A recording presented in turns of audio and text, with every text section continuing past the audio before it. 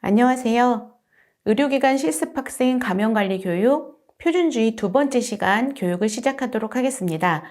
이번 시간에는 안전한 주사 실무, 환경관리, 세탁물과 의료 폐기물 관리에 대해서 집중적으로 다뤄보도록 하겠습니다.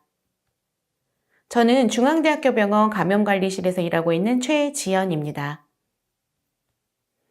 오늘의 교육을 통해서 여러분들은 다음과 같은 학습 목표를 성취하셔야 하는데요. 먼저 안전한 주사 실무 부분에서는 안전한 주사 사용의 목적을 설명할 수 있어야 하고 이 방법을 구체적으로 설명할 수 있으셔야 합니다.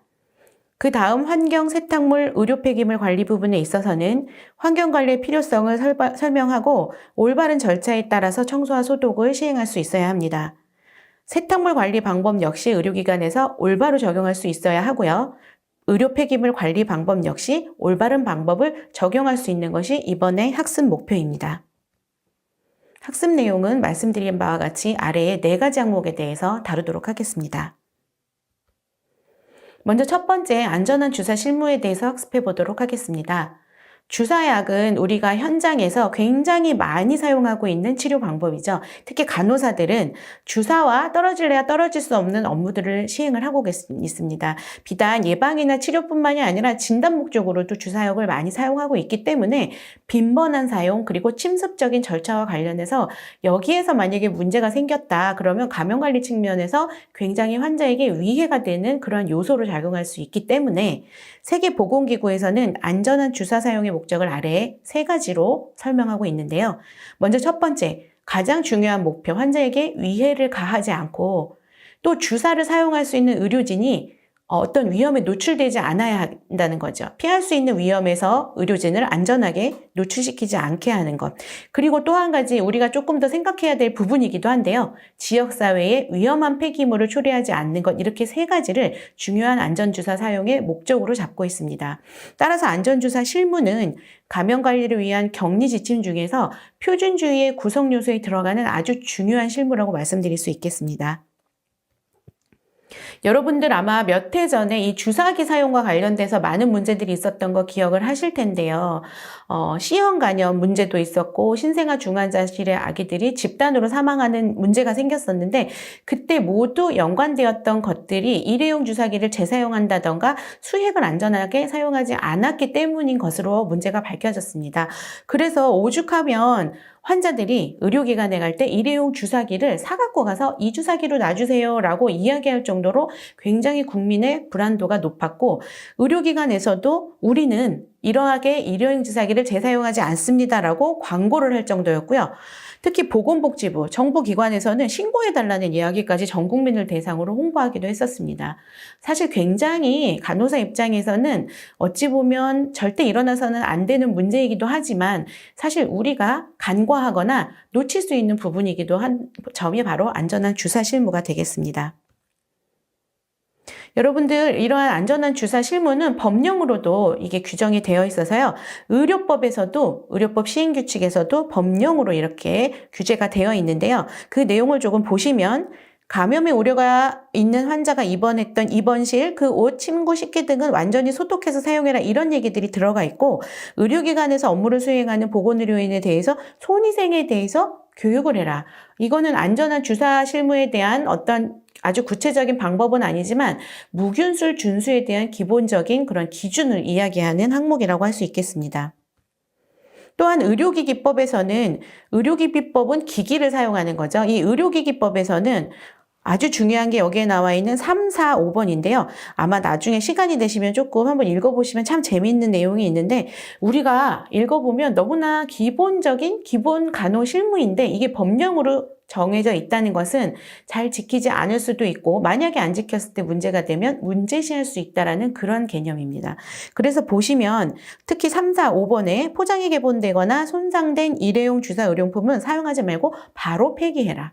그리고 일회용 주사기에 주입된 주사기는 지체 없이 사용을 해라. 그러니까 재워놓고 하루 전, 그다음 한 듀티 전 다음 사람의 편의를 위해서 다 미리 재놓고 사용하지 말고 사용하기 직전에 뽑아서 주사기에 이미 들어가 있는 주사제는 즉시 사용을 하라는 얘기고, 일회용 의료기기는 무엇보다도 한 번 사용한 후에는 절대로 재사용해서는 안 된다는 점을 강조하고 있습니다. 감염 예방을 위한 주사실무 권고의 가장 기본적인 얘기는 여러분들께서 무균술을 준수하셔야 된다는 건데요. 말 그대로 무균술은 우리가 무균적인 영역을 계속 그것을 지켜주고 유지해주는 그러한 방법인데요. 특히나 주사제를 준비하고 투여하는 모든 전 과정에 있어서 이것을 준수해야 하며 손위생을 비롯한 모든 무균술이 지켜져야 하는데요. 특히 손위생은 주사약품을 준비하기 전, 또 수액, 바이알, 기구 등을 취급하기 전, 주사를 놓기 직전까지도 시행이 돼야 되는 아주 중요한 무균술이라고 할 수 있겠습니다. 뿐만 아니라 우리가 주사제를 보통 이제 저장하기도 하고 혼합을 하기도 하고 믹스해서 뽑기도 하고 이런 준비하는 장소가 있는데요. 이곳의 청결 유지가 너무너무 중요한 것이 무엇이냐. 아까 제가 초반에서도 말씀드렸지만 2017년도에 모 병원의 신생아 중환자실에서 4명의 신생아가 집단으로 사망하는 문제가 생겼는데 그때 원인으로 밝혀진 것이 주사 준비 그러한 장소의 문제였습니다. 이곳에 물이 많이 튀었었고요. 그 다음에 약제도 무균적으로 보관이 되지 않았던 것들이 밝혀지면서 굉장히 큰 문제가 되었던 것이죠. 그리고 우리가 더 중요하게 생각해야 될 점은 폐기를 언제 해야 되느냐입니다. 우리 간호사들이 기본적으로 굉장히 알뜰하고 뭔가를 아끼는데요. 적어도 주사에 관해서는 절대로 아끼는 마음을 발휘하셔는 안 되고요. 이런 주사기기나 아니면은 주사용품이나 또는 수액이 멸균 상태가 아닌 것 같다 의심되는 그러한 상태, 예를 들면 주사기 봉지가 이제 이렇게 표장이 뜯어져 있거나 물에 젖어 있거나 변색이 돼 있거나 이런 경우에는 반드시 폐기를 하셔야 되고요. 사실 주사기가 포장이 벗겨져 있는데 이게 언제 개봉했는지 모르는 주사기가 있다. 이럴 경우에는 여러분들 가차없이 폐기를 하셔야 된다는 점 꼭 기억하셔야 되겠습니다. 또한 우리가 약제로 많이 사용하는 앰플과 바이알을 주사기로 약물을 축출할 때는 기본적으로 여러분들 기본간호에서 배우셨겠지만 앰플이 절단될 부위, 그 다음에 우리가 이제 바이알 형태로 되어 있는 이 고구막에 있는 부분을 알코올 솜으로 충분히 소독을 한 후에 주사 바늘을 삽입해야 한다는 점 반드시 기억을 하셔야 되고요. 그 다음에 앰플이 절단된 부위라 그러면 보통 이 부분에 이렇게 색깔로 표시가 되어 있거나 아니면은 동그랗게 점으로 이렇게 표시가 되어 있거든요. 이 방향을 반드시 소독제로 소독을 하시고 절단을 해주셔야 합니다. 우리가 혈관에 말초혈관이든 중심정맥관이든 이렇게 수액 투입을 위해서 어떤 침습적인 과정을 통해서 주사를 보유하고 있는 환자들의 경우에는 사용하는 약제가 만약 다양하다면 우리 흔히 브랜드 네임으로 3웨이라고 부르는 허브들이 굉장히 많이 연결되어 있는데요. 이런 허브들을 주사 포트라고 부르기도 하고 니들리스 커넥터라고 부르기도 하는데요. 이 부분으로 여러분들 수액을 연결하거나 주사기를 꽂아서 약제를 투입을 하게 됩니다. 그러면 우리가 앰플에서 또는 바이알에서 주사기로 약제를 뽑기 전에 알코올로 소독하는 것과 마찬가지로 이 부분에 대한 알코올 소독 반드시 필요합니다. 지금 이 그림을 보시면 형광물질이 붙어져 있죠. 그래서 알코올 솜으로 시간별로 측정을 해봤어요. 처음에 전혀 스크러빙을 하지 않았을 때 이렇게 남아 있었다고 하면 5초를 문질렀을 때, 10초를 문질렀을 때, 15초를 문질렀을 때 형광물질이 사라지는 과정을 여러분들이 보실 수가 있겠습니다. 그래서 이 연구에 의해서 밝혀진 시간은 적어도 사용하기 전에 이러한 허브는 알코올 등의 소독제로 15초는 충분히 스크러빙을 해줘야만 안전한다. 그리고 사용할 수 있는 소독제는 알코올, 클로로시딘과 알코올이 포함된 소독제, 그리고 포비돈 등을 환자의 상태에 따라 사용하시면 되겠습니다. 계속 이어지는 주사실무 권고를 좀 보도록 할까요? 주사용품은 당연히 멸균된 일회용품을 사용해야 하고요. 바늘만 교체해서 한 개의 주사기를 여러 환자에게 사용하는 경우가 있었고, 앞서서 보여드린 제가 그 C형 간염 전체적으로 유행이 생겼을 때 원인이 바로 시린지는 그대로 쓰고 바늘만 교체해서 계속 환자에게 사용을 했던 것이 있었거든요. 당연히 전체를 다 갈아야 된다는 거 꼭 기억하시고요. 수액 세트, 즉 수액백, 튜브, 커넥터도 한 환자에게만 사용하고 사용 후 즉시 폐기하시라는 말씀 드리고요.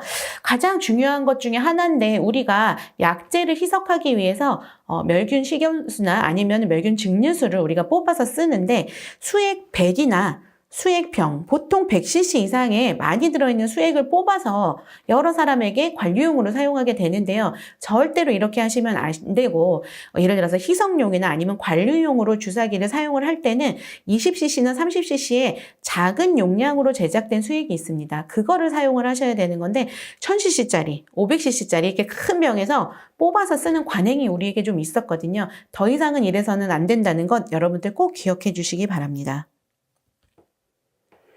무엇보다도 약물은 제조사가 제일 잘 알거든요. 그래서 약물을 보관하고 희석하고 사용하는 방법은 반드시 제조사의 지침을 따르셔야 하고요.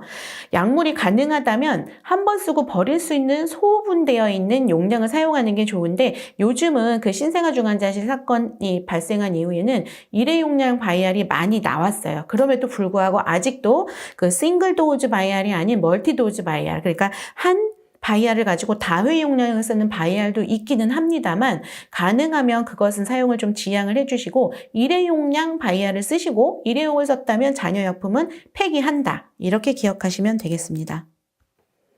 지금 문제가 되었던 다회용량 바이알은 현장에서 아직도 많이 쓰고 있고요. 우리가 멀티도즈 바이알이라고 부르는데 이런 경우에는 약제가 이렇게밖에 제조가 되지 않는다고 하면 우리는 절대적으로 주사실무 권고를 반드시 준수해서 안전하게 써야 된다는 게 중요하고요.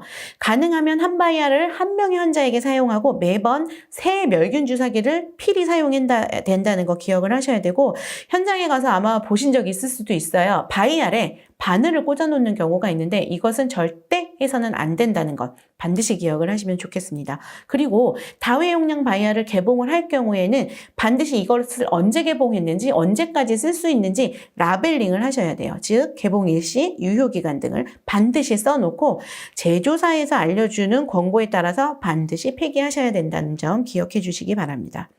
간혹 간호사들이 바쁘니까 트레이에다가 제대로 준비 안 해가고 막 뛰어다니면서 주사기, 주사바늘을 옷 주머니에 넣고 다니는 일이 있는데요. 이거는 현장에서 이러시는 분들이 이제 앞으로는 절대 없을 거라고 저는 믿고 있는데 이런 부분까지도 세심하게 우리가 관리를 해야 되겠습니다.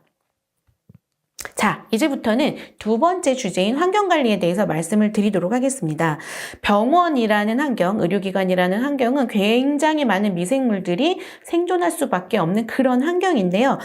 실험을 통해서도 밝혀진 바가 있는데 주요한 병원균, 그러니까 일상적으로 그냥 상주를 해도 크게 문제가 없는 그런 어떤 그 상주균이 아니라 병원성 세균이 우리 환경에 얼마나 오래 살아남지라는 것을 한번 조사해 본 그런 연구 결과인데요. 여러분들 많이 들어보셨을 법한 주요 병원균, 아시네토박터 류가 있고 이콜라이 대장균이죠. 그 다음에 클렙시엘라, 굉장히 이 서포지토리도 많은 병원균을 보유해서 환경에 존재하고 이것들이 환자에게 문제를 일으키는 그러한 병원균들인데 드라이한 환경이라고 되어 있거든요. 보통 이런 미생물들은 습하고 따뜻한 환경에서 오래 살아남는데 굉장히 악조건인 드라이한 환경에서도 얼마나 생존을 하는지 좀 살펴봤을 때 짧게는 며칠이지만 길게는 5달, 16달, 30개월 이상으로 굉장히 오랫동안 환경에 머무른다는 것을 알 수 있었습니다. 또 다른 균주들을 좀 볼까요? 우리 피부 상재균 중에 스타필로코커스 오레우스가 있는데 MRSA, 즉 이제 항생제 내성균주로 바뀌게 된 스타필로코커스 오레우스의 경우에도 짧게는 7일에서 길게는 7달이나 환경에 드라이한 환경에 살아남는다는 연구 결과를 알 수 있습니다.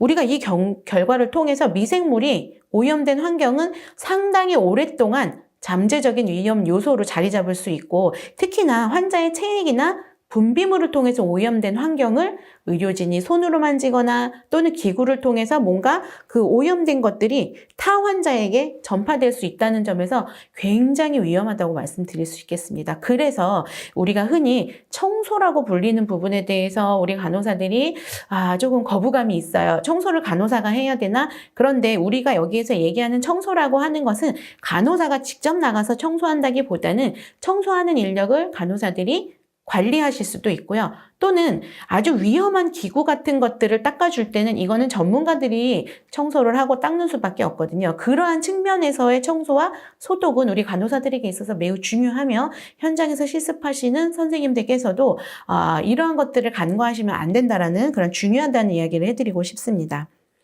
이렇게 균주들로 오염이 아주 많이 될 수 있는 환경은 우리가 상식적으로 생각했을 때 환자 주변 환경입니다. 베드 레일, 그 다음에 베드 테이블 이런 것들이 될 수 있겠고요. 왜 그럴까요? 환자가 자주 만지고 접촉하는 표면이기도 하기 때문입니다. 그러한 환경은 또 문손잡이나 화장실 손잡이, 화장실 내부의 세면대 이런 것들이 해당이 될 수가 있겠습니다. 우리가 또 하나 주의를 조금 해야 되는 그러한 부분들이 뭐냐 하면 혈액과 관련된 감염성 물질이 쏟아진 환경에는 무조건 그냥 가서 휴지 들고 닦으셔야 되지 않아요. 그렇게 하면 우리 일하는 직원들이나 선생님들도 위험해질 수 있기 때문에 반드시 기억하셔야 될 한 가지는 보호장구를 착용을 하고 그냥 맨손으로 잡거나 그렇게 하셔는 안 된다는 것. 그래서 반드시 집게나 여기 이제 샤프 컨테이너라는 장비 이름이 나왔는데 쉽게 말하면 그 의료용 폐기물을 담을 수 있는 그런 컨테이너를 말합니다. 의료기관에 가서 보시면은 손상성 폐기물 또 그냥 일반 골판지용 폐기물들이 있는데 반드시 그거를 이용을 하라는 말씀이고요. 또 하나 여러분들이 조금 생소하실 수 있는 게 스필 키트라는 건데요. 이건 뭐냐 하면 피가 이렇게 왕창 쏟아졌을 때 바로 사용을 할 수 있도록 키트가 되어 있어요. 그래서 장갑 등의 보호구, 뭐 안면 보호구 이런 것들이 들어가 있고 흡착할 수 있는 흡착포, 그 다음에 소독제까지 이렇게 아예 통에 담아서 또는 봉투에 담아서 한 번에 신속하게 쓸 수 있게 제품화되어 있기도 하고 의료기관에서 만들기도 하는데 우리가 그걸 스필 키트라고 부릅니다. 이러한 스필 키트를 사용해서 안전하게 오염 제거를 하셔야 된다는 거고요. 특히 혈액에 의해서 오염된 환경은 여러분들 상식적으로 생각해 보시면 혈액맥에 감염이 일어날 수 있는 HIV, HBV 이러한 바이러스류의 사멸이 인정이라는 거는 국가공인기관에서 승인을 해줬다는 얘기죠. 그런 소독제, 특히 염소계 소독제들이 여기에 해당이 되는데 그런 효과가 있는 소독제를 사용을 하셔야 된다는 거고요. 보통은 의료기관에서 그 의료기관의 규정에 따라서 다 정해져 있습니다. 따라서 이런 사고가 생겼을 때 선생님들이 단독적으로 움직이시면 안 되고 반드시 해당 병동의 수간호사 또는 간호사에게 보고를 하시고 움직이실 수 있도록 하시면 좋겠습니다. 그리고 공인된 기관에 승인된 소독제 역시 제조사 매뉴얼에 따라서 사용하셔야 돼요. 제조사가 알려주는 방법을 정확하게 사용하는 것, 그게 안전한 방법이다. 그렇게 아시면 되겠습니다. 그래서 이렇게 사진으로 한눈에 보실 수 있겠지만 제일 많이 오염되는 부분을 이렇게 빨간색으로 표시를 했는데요. 환자들의 손이 많이 닿는 부분이 주로 여기 많이 들어가 있죠. 환자 테이블, 사이드 테이블, 콜벨이나 뭐 전화기 이런 것들이 들어가기도 하고 이 세면대나 수전, 그다음에 요 버튼 같들, 문 내린 버튼 같은 것들, 그다음에 변기 커버 당연히 많이 오염이 되어 있을 거고 환자들이 이제 안전바나 문손잡이도 많이 오염이 되는데 우리 간호사들이 주로 사용하는 이런 투약카트라든지 그 다음에 업무를 볼 수 있는 이제 컴퓨터 책상에서 이제 차트, 그 다음에 키보드, 이런 것들, 마우스, 전화기들도 상당히 많은 오염이 되어 있다는 점을 알 수가 있고요. 환자들이 주로 사용하는 손전등이라든지 아니면 콜벨, 그다음에 우리 요즘에는 전동 침대를 많이 쓰는데 그런 리모컨들 역시 굉장히 많이 환경 오염이 되어 있기 때문에 이런 부분을 꼼꼼하게 환경 관리하는 것이 매우 중요하다 말씀드릴 수 있겠습니다. 환경관리와 소독은 규칙적으로 해야 됩니다. 그냥 마음 내켜서 더러우면 하는 것이 아니고요. 최적의 청결을 유지하기 위해서 규칙적으로 해야 되고 모든 절차는 밝혀진 바 중에서 가장 효율적이어야 되고 일관된 방법으로 진행을 해야 됩니다. 그리고 먼지가 일어나는 방법은 병원에서 굉장히 취약하기 때문에 우리가 진공청소기를 사용한다든지 하는 방법도 상당히 주의해야 되고요. 특히 빗자루로 비지를 한다든지 하는 거는 절대 금지가 되어 있기 때문에 먼지는 분산되어서는 안 된다라는 걸 꼭 기억을 하시고요. 분리수거 역시도 폐기물을 종류별에 따라서 분리를 하셔야 되는데 이 부분은 뒤에서 다시 한번 다루도록 하겠습니다. 청소와 소독을 가볍게 생각하지 말라고 말씀드렸는데요. 이건 역시 정책과 절차가 수립되어 있어서 다 문서화로 되어서 누가 어디에서 청소와 소독을 하던 동일한 방법으로 활용을 하도록 하고 체크리스트 같은 것들을 만들어서 빼먹는 부분이 없도록 그렇게 의료기관에서 진행을 하고 있어서 여러분들이 아마 현장에 가서 보시면 이렇게 이제 체크리스트들이 걸려 있는 거 보실 수 있겠는데요.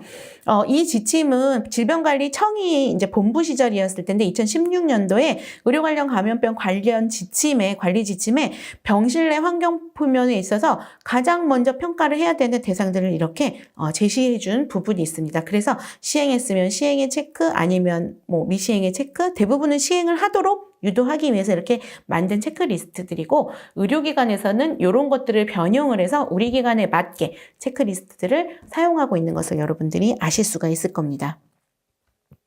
자, 두 번째, 세 번째가 되겠네요. 세 번째, 우리 안전한 우리 환경을 위해서 진행되어야 할 표준주의에서는 세탁물 관리가 또 하나 들어갑니다. 세탁물 관리, 그럼 빨래 이렇게 생각하실 수도 있겠는데, 이 세탁물도 굉장히 많은 오염을 일으키는 오염원이기 때문에 이 역시도 세탁물 관리 규칙이라는 법령에 의거해서 관리하고 있습니다. 그래서 세탁물이라는 게 보통 의료기관에서 나오는 것들이 오염 세탁물과 기타 세탁물로 구분이 되어 있는데요. 오염 세탁물이라고 하는 것은 감염병 환자가 사용한 세탁물, 그래서 환자의 피나 고름, 배설물, 분비물 등이 오염되어 있는 세탁물이고요. 그것 이외의 세탁물을 기타 세탁물이라고 하는데, 우리가 관리에 초점을 맞춰야 될 부분은 어떤 걸까요? 당연히 오염 세탁물입니다. 그래서 이 두 가지 세탁물은 반드시 지금 이렇게 나누어서 색깔을 달리해서 햄퍼통으로 나눠서 지금 분리수거를 하고 있고, 이거 수거뿐만이 아니라 수집, 운반, 세탁물 요즘에 대부분 다 원외로 외부로 나가는데 세탁 처리까지도 구분을 해서 하게 안내가 되어 있어서 여러분들 실습하는 현장에 나가서 보시면 햄퍼통이 좀 구분되어 있는 것을 보실 수가 있을 거예요. 색깔로 표기를 하기도 하고 아니면 용기를 달리하기도 하고, 이렇게 수집하고 하는 장소나 운반 용기 역시도 법령에 의거해서 반드시 소독을 하도록 되어 있습니다. 그리고 또 하나 중요한 거, 절대 세탁을 해서는 안 되는 금지 세탁물이 있어요. 이건 여러분들이 이 네 가지는 조금 기억을 해두셔야 되는데요. 얘네들은 절대로 세탁을 하면 안 됩니다. 자, 뭘까요? 일단 피고름이 묻어있는 붕대나 꺼즈, 여러분들 당연히 이거 버리죠. 세탁하지 않죠. 네, 맞습니다. 그리고 예전에 수술포나 마스크를 재사용하는 천유로 된 게 있었거든요. 그런 것들은 세탁을 했을지 모르지만 최근에 들어서 수년간 우리가 일회용 제품을 많이 써왔기 때문에 일회용으로 만들어진 마스크와 수술포는 절대로 세탁하지 않고 바로 폐기하게 됩니다. 그 다음은 두 가지 질환을 조금 기억을 하셔야 되는데, 에볼라를 비롯한 바이러스성 출혈열, 그 다음에 우리가 보통 광우병 이렇게 쉽게 얘기하는 크로이츠펠츠 야콥 디지즈, CJD라고 부르죠. 그리고 약간 변형돼서 변종 크로이츠펠트 야콥병이라고 불리우는 이러한 환자들 또는 의심 환자들이 썼던 그러한 체액이나 혈액으로 오염된 세탁물은 반드시 버려야 되고요. 특히 CJD 같은 경우에는 우리가 중추신경계, 안구나 뇌 조직에 의해서 오염이 많이 되기 때문에 이런 부분들은 세탁하지 않고 반드시 폐기한다라는 거 꼭 기억해 주세요. 예시입니다. 이 예시는 저희 병원에 있는 걸 제가 가지고 와봤는데요. 오염 세탁물을 분류해 주세요. 기타 세탁물하고 섞지 마세요. 라고 안내문이 들어가 있고, 여기 보시면 세탁금지 세탁물도 표현이 되어 있죠. 이 내용은 환자들이나 보호자들도 보기도 하지만 간호사들이 항상 인지를 해야 되기 때문에 이렇게 안내가 되어 있고, 그 다음에 우리 이제 그 장소를 이렇게 소독해 주시는 환경관리 직원들께서 세탁물 수집 장소라든지 아니면 청소 이런 것들을 하실 때 어떤 소독제를 쓰고 얼마나 자주 해야 되는지를 점검표를 제시해 놓은 예시입니다. 자, 이제 폐기물 관리에 대해서 말씀을 드릴 텐데요. 여러분들이 적어도 병원에서 나오는 의료 폐기물은 이렇게 폐기물 관리법에 의해서 크게 세 가지로 나눠주죠. 격리 의료 폐기물, 위해 의료 폐기물, 일반 의료 폐기물로 나누어진다라는 것 정도는 기억을 하실 필요가 있고요.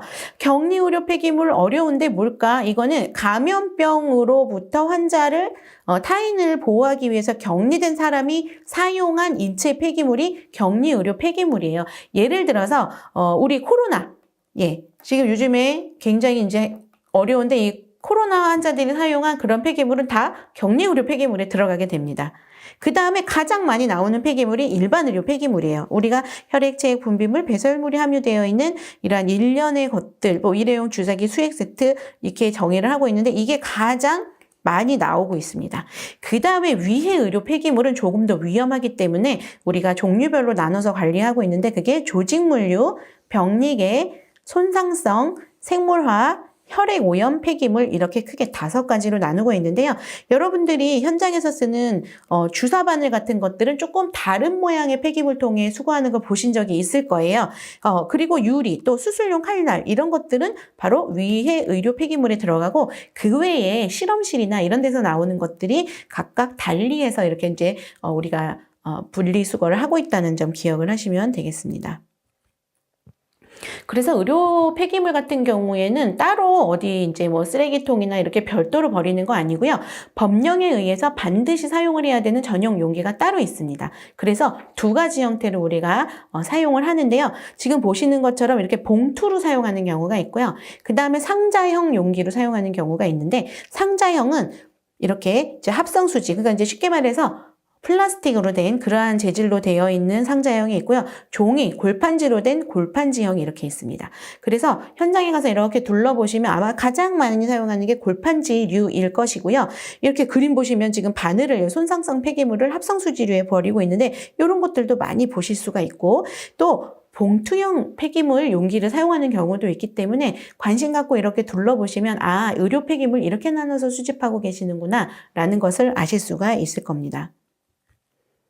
그리고 우리가 특히 봉투형 용기는 거치대만 사용을 하고 이렇게 걸어서 많이 사용을 하는데 봉투가 넘치도록 의료 폐기물을 담아서는 안 되는 것이요. 이게 넘치게 되면 주변을 오염시키기도 하고 만에 하나 손상성을 일으킬 수 있는 그런 폐기물이라면 우리 의료 직군들 또 다른 환자들을 위험에 빠뜨릴 수 있기 때문에 가능하면 75% 미만으로 넘치지 않도록 채워라. 이렇게 지금 법령으로 제시가 되어 있어서, 그 부분은 이제 의료 현장에서도 계속 교육을 하고 있고, 이 의료 폐기물이라는 것들은 배출하는 기간이 있어요. 그래서 보관을 1년도 해도 되고 2년도 해도 되는 게 아니라 각각의 종류별로 보관 기간이 법령으로 정해져 있기 때문에 이 보관 기간을 절대 초과하면 안 되고, 그래서 이것을 주로 이제 총무팀이나 이런 곳에서 관리를 하고 있습니다.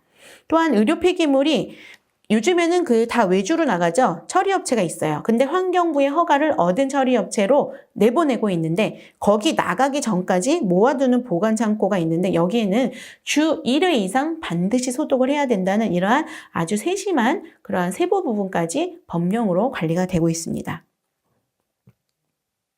자, 지금까지 4가지 항목에 대해서 여러분들에게 말씀을 드렸는데요. 정리를 해보도록 하겠습니다. 안전한 주사 실무는 환자, 의료진, 그리고 지역사회까지 포함한 그러한 대상을 안전하게 지키기 위한 것을 목적으로 한다고 말씀드렸고요. 굉장히 기본적인 표준주의의 구성 요소이기 때문에 감염 관리를 함에 있어서 안전한 주사 실무는 매우 중요하고 반드시 필수적으로 여러분들이 지켜주셔야 되는 실무다라고 말씀드릴 수 있겠습니다.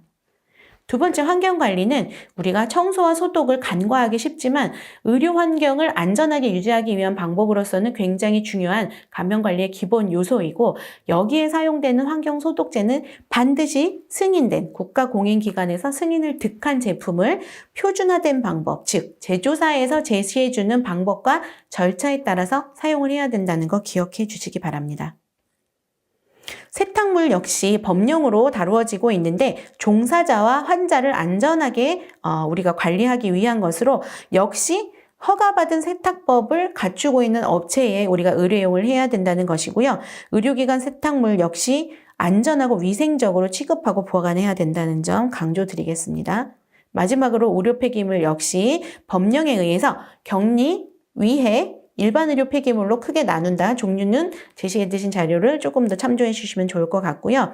위생적으로 안전하게 취급하기 위해서 관리법에 따라서 관리 대상을 정하고 시행을 하는 것이 중요하다라는 것을 다시 한번 강조드리겠습니다.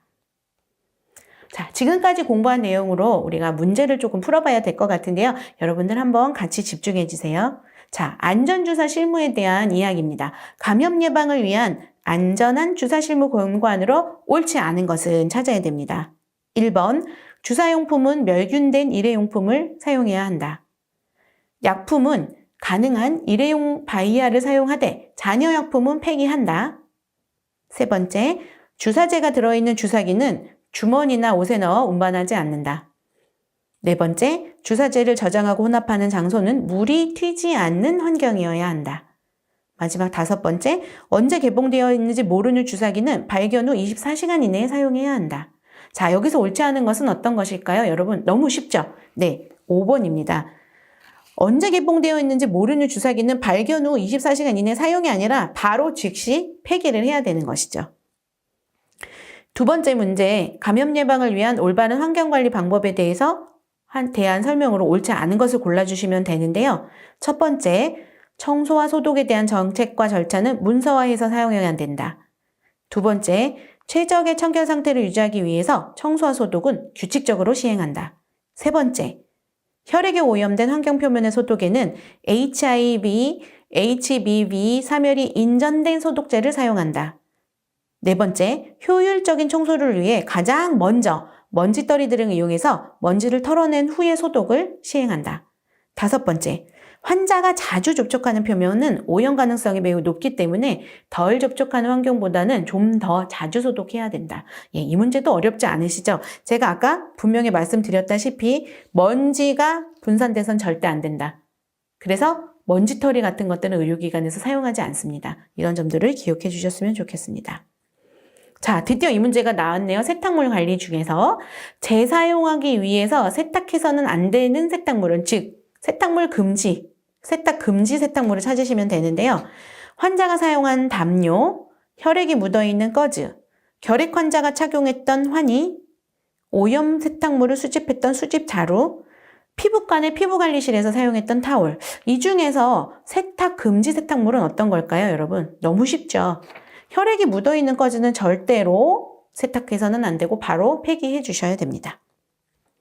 자, 마지막 문제입니다. 다음 제시되어 있는 가나다라 이 보기 중에서 의료 폐기물 중에서 위해 의료 폐기물로만 구성된 것을 골라주셔야 되는데요. 제가 설명을 그때 드렸죠. 앞에서 폐기물은 크게 세 가지로 나눠주는데 격리 의료 폐기물, 위해 의료 폐기물, 그 다음에 일반 의료 폐기물로 구성이 된다. 그러면 혈액백은 뭐죠? 혈액백은 어디에 해당이 될까요? 여러분 기억이 나실까요? 얘는 혈액 오염에 대한 부분이기 때문에 가는 위해 의료 폐기물입니다. 그 다음에 일회용 주사바늘 날카롭죠? 손상성 폐기물이기 때문에 위해 의료 폐기물이고요. 폐시험관도 병리계 폐기물이니까 다 위해 의료 폐기물입니다. 마지막으로 혈액에 묻은 달지면 제일 많이 나오는 일반 의료 폐기물. 자, 그러면 위해 의료 폐기물은 여기에서 가, 나, 다가 해당이 된다. 이렇게 설명드릴 수 있겠습니다. 오늘 여러분들께 말씀드린 내용은 지금 제시해드린 참고문헌에서 발췌하였기 때문에 조금 더 관심이 있으시고 내가 좀 더 알아보고 싶다 이렇게 생각이 드시면 지금 제시해드린 참고문헌을 참조하시면 되겠습니다. 여러분 장시간 경청해 주셔서 감사합니다. 이상으로 강의를 마치도록 하겠습니다.